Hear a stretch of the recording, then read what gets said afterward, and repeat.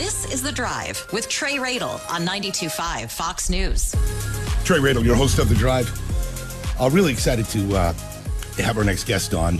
Paul Renner is the former Speaker of the Florida House, a Speaker during 22 and 24.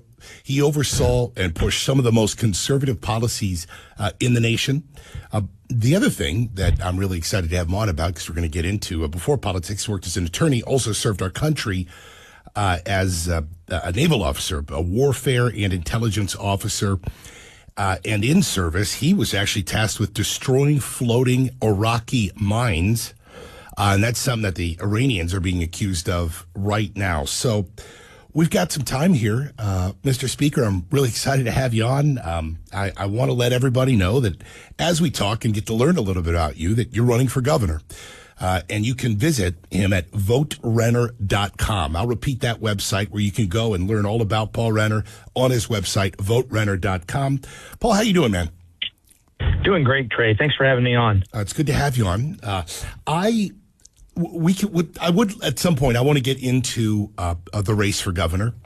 What I'd like to start with, though, if you're open to it, before we even get to Iran, is what's happening in the Florida legislature right now. If I may just get a little insidery for a second, because that's one of the things we do on the show.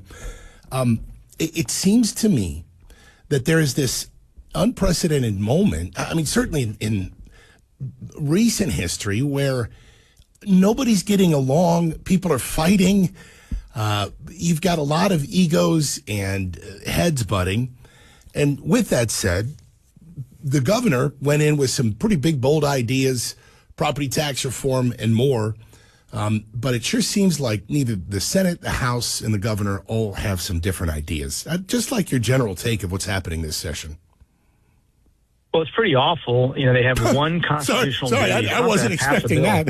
Awful right away. Well, all right, that sets the tone. Go for it. Yeah. I mean, you know, there's one constitutional duty is pass a balanced budget to fund the state government for the next year, and they haven't done that 2 years in a row on time. And so they still haven't come together. And look, you're always going to have differences, but you got to get in the room and you got to focus on people. Don't focus on your own ego. Focus on people and solving their problems and getting something we can live with. That, you know, as Speaker, we had a balanced budget, record tax relief. We paid down some state debt early. I always joke that no one will ever confuse us for the federal government, but we got it done not just on time, but early. We had two budgets in a row which finished early. And so for them not to at least get a budget done is very disappointing. You know, not that the number of bills matter. It's really more quality over quantity. And they passed a couple, but good grief. I think they passed, last time I saw, like 50 bills. You know, we normally passed about 200 or so, you know, that go to the governor. These are, you know, meaningful for people. The ones that get across both the House and Senate are usually really, really important to somebody, even if they're not, you know, school choice or, you know, big bills like we did when I was Speaker. They're still important, and they've just been very, very unproductive, a do-nothing legislature. And I put a release out here yesterday saying they look more like Congress these days, that they just fight and they get dysfunctional, and we can't have that. We need people to show up and do their job. So I'd like to talk property tax. I don't know if after they've presented some options, if you have any either feelings about property tax relief in general or a level of specificity that you'd like to see. But you know, the overwhelming amount of our audience listening right now, while we do have plenty of snowbirds, we've got loads of people who own homes and are listening right now. And property tax relief sure would be nice. What do you see happening? What would you like to happen? Well, it's got to happen, you know, because it's gone up twice as fast as our incomes can afford. And fundamentally, as a conservative, government should never grow faster than our incomes. You know, population growth and income should be that band in which local government, you know, can grow to serve more people and that kind of thing. And as we make more money and they can provide more, you know, better amenities, I guess. But that's well beyond where that band is. They've grown twice as fast as our incomes. And so you've got to have major property tax relief. I have called for a two-step process. A temporary can be done legislatively. It could have been done a year and a half ago in 2 days. You could do it is to roll back property tax rates to an earlier point in time, whether it's 2024 or 22 or 20, you know, to give everybody, businesses, renters, everybody some relief while we work on what are we going to put in the Constitution that's permanent. Is that eliminating homestead property taxes. What does that look like? But that right now, we don't have a plan. There's not a single plan on the ballot as we speak to save $1 in property taxes. I hope that changes. I know the governor wants to do a special session, but they got to be bold. Let's do something that really helps people on fixed income. Let's help people that have been here for a long time, first-time home buyers. There's a lot of people that are really struggling and leaving the state of Florida because of the high cost of things, property insurance, property taxes, electric bills. I've got a plan to bring them all down. Great point, too. We have seen, in fact, some people leaving the state. In fact, during my time in Georgia, spending some time up there, I learned that there is a name for people who move from, Ohio, Indiana, even New York, Boston. They move to Florida, and then they go to Georgia or North Carolina. Have you ever heard the nickname for them? Halfbacks. Halfbacks, yeah, nice. Halfbacks, I heard it. Former Speaker of the Florida House, Paul Renner is on with us, and you can go to voterenner.com. He's running for governor, and that means he is running against our Congressman Byron Donalds. Mr. Speaker, it's just talking as an insider in politics, an uphill battle. Byron Donalds has President Trump's endorsement. He's raised tens of millions of dollars, but you're still in the fight. Absolutely. And I think it comes down to leadership experience, 20 years in the military, served in 2 wars, a lifetime of leadership under pressure. That includes a state time as a state attorney, trying violent habitual offenders, and of course, Speaker of the House and results. Who's gotten results? And on both of those scores, I've just got a lot more leadership experience. I don't know what a leadership background is really, but I've got a lot of leadership experience, and I've shown up and delivered results. I've beaten the left, say Amendment 3 and 4. And none of these other candidates, including Congressman Donalds, but all of them, really showed up to battle the left coming into our state and trying to jam their personal agenda into our Constitution and the pot and abortion amendments. And they'll be back. I fought on school board races, again, not in the Speaker's job description, but it's what leaders do. People want somebody like DeSantis who will fight in every corner of this state to beat the left. I'm the only one with a strong lifetime record as a conservative, principled conservative, to show up wherever they are and beat them. I've done it. I'll do it again. Let's talk a little bit about your record.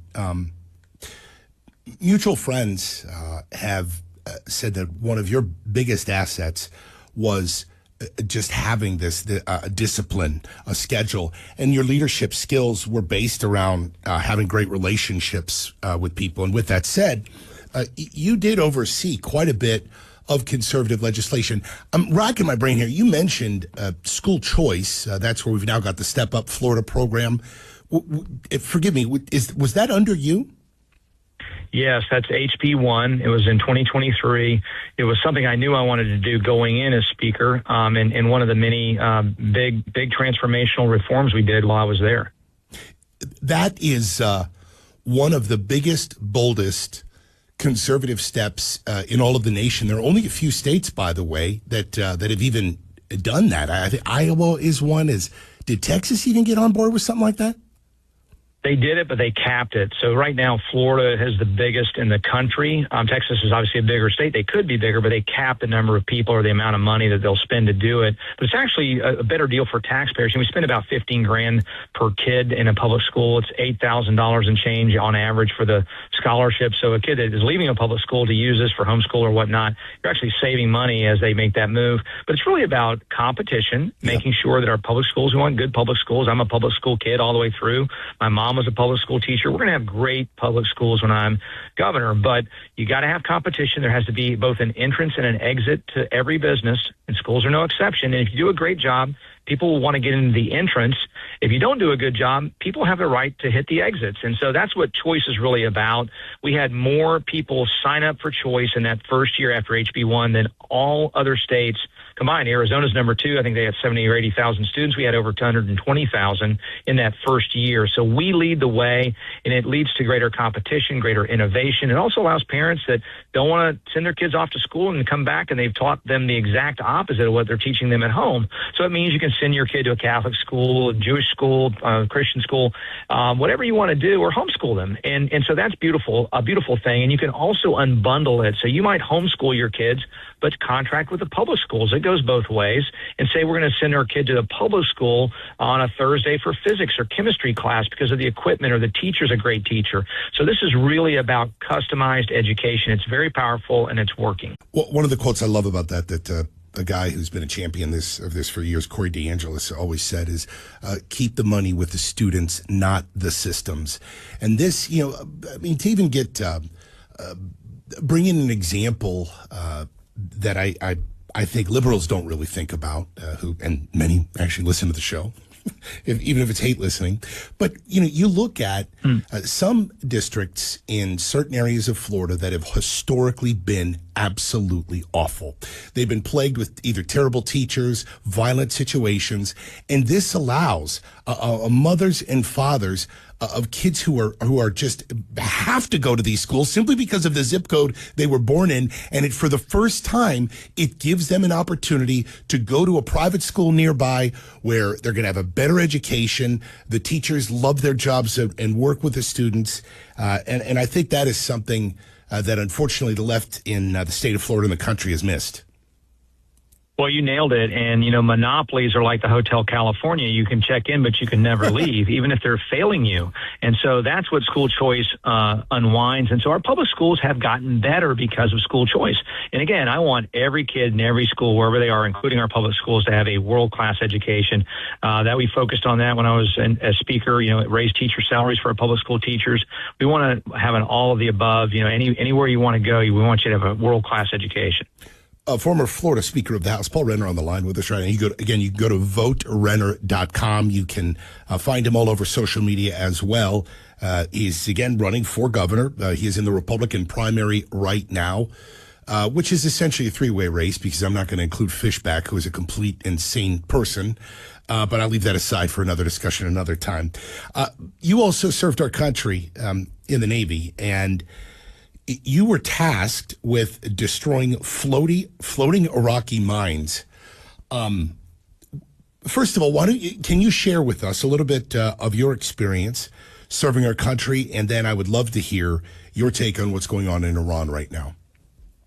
Sure. Well, 20 years, 2 wars. You mentioned Desert Storm, and then 20 years later, Afghanistan. The first war was we had these mines that were set by the Iraqis. They broke free, so they were free floating. I had to navigate through those as an officer of the deck, and also led a small boat team. So I was a small boat officer and had a couple EOD guys on board. And we'd go about a mile away from our main ship, and they'd get in the water, put some explosives on it. We'd grab them out and back in the little boat, a little 26-foot boat, and something happened. It happened to us. If those exploded too early, and we'd race back to our ship, the McInerney was the ship I was on, and did that, destroyed a number of those mines in 1991. Then 20 years later, led a team. If I may, yeah. I'd like to stop and really, really understand what you just laid out. Yeah. So and I want to convey this also to people that are kind of casually listening, maybe don't even have military experience. You would leave your warship on a smaller boat, and you would go and search for explosive devices in the water, which are mines. And you were tasked with detonating them. Is that right? That's right. Yeah. So we would identify them, and sometimes this is at night. We've got the ultraviolet. We had these little binoculars. We call them the big eyes or big binoculars. But the lookouts would see something, and we'd spot them, or during the day, and then we would during the day we do these destruction operations. But we'd go out on the boat straight to where the mine was. Those guys would get in the water. They would take photographs, for intel purposes, and just try to figure out where these mines are being made. Are they made by the Iraqis, the Iranians? Where are they coming from, and whatever to send back. And then they would put some explosive on it, like that little putty, you see. And these are mines that with a little prongs, like a chem light, And so you knock one of these prongs, and it blows up. It sends the chemicals in and detonates the mine. And so if you'd have to bump it pretty good, but if you bumped up against it, in theory, it could go off. We were more concerned about the timer because those things just went off on a certain time. And if they were to go off early, that would be, a bad day for us.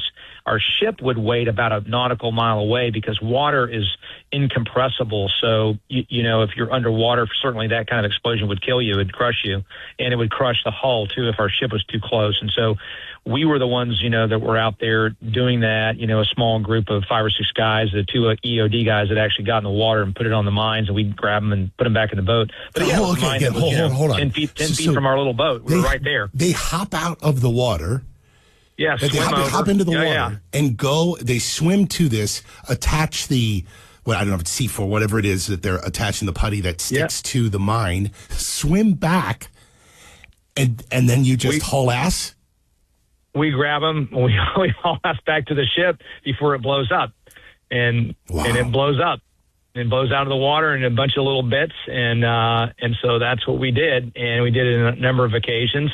And these things were, you know, in minefields, but they would chafe and break, and so then they would free float, and they're very dangerous. We had some of our ships that hit it, you know, and it can kill you or cause your ship to sink. Sure. And so we did that, and then of course in Afghanistan, I was an intel officer at that time.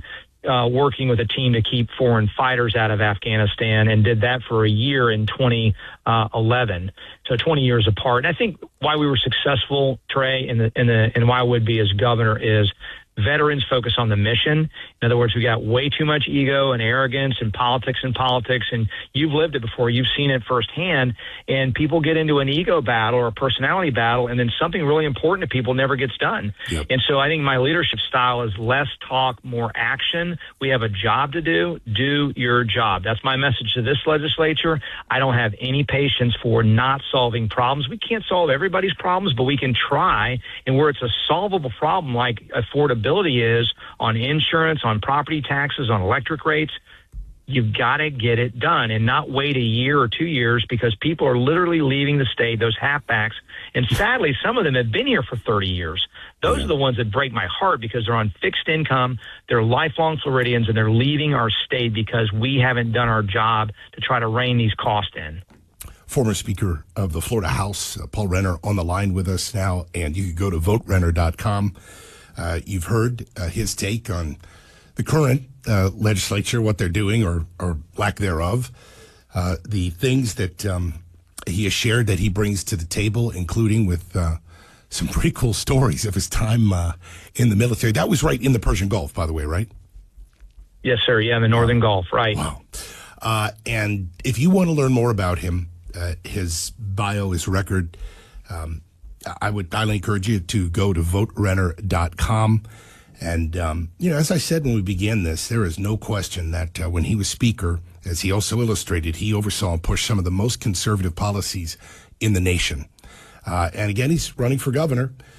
You've got Lieutenant Governor, you've got our Congressman Byron Donalds, and Paul Renner, who has been very gracious with his time this evening. Again, go to voterenner.com. Mr. Speaker, thank you so much. This has been great. It's been good getting to know you a little bit better, and I hope you get to stop by sometime. We're going to do it. Thank you, Trey. Thanks for having me on. All right. Thank you again. Go to voterenner.com. We're going to take a break and be back. I'm Trey Radel.